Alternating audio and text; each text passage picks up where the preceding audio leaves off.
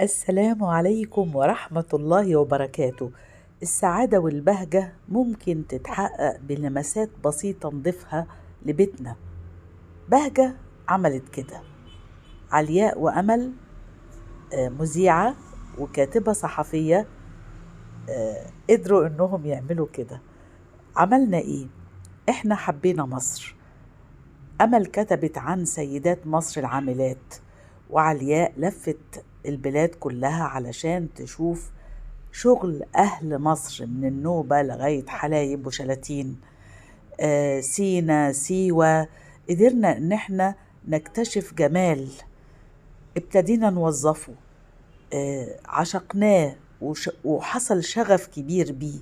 ابتدينا ناخد من الناس دي الشغل بتاعها، نخليهم يعملوا حاجات ونضيفها ونطرزها ونكملها ونعرضها باسم مصر.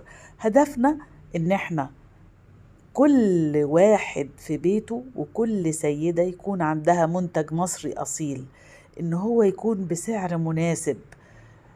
ثالث حاجة إن إحنا نقدر نشجع المصري ونقول مصر أهي، والناس دي ما تتفلتش وتسيب العمل اليدوي ده كله.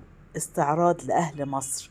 عملنا الكليم، رحنا الفيوم، رحنا فوة، وابتدينا نشتغل على الحاجات دي ونجيبها وندخل معارض ونعرضها. ابتدينا نطوع، ناخد التطريز ونعمله كراسي ونعمله بوفات، ونشغل سيدات ونشغل رجال في فوة على النول. دي معلقات من الخيوط. ابتدينا ندخل معارض. اهلا اهلا اهلا. ايه رايك في بهجه؟ بهجه تجنن، حاجتهم حلوه قوي. لا احنا بنعمل التطريز اليدوي، بنعمل الكليم. حلو قوي. وايه رايك في الالوان؟ حلوه قوي والتنسيق. بنشكر كل الناس اللي بتدعم بهجة، وبنشكر كل حد يدعم المنتج المصري ويشجعه.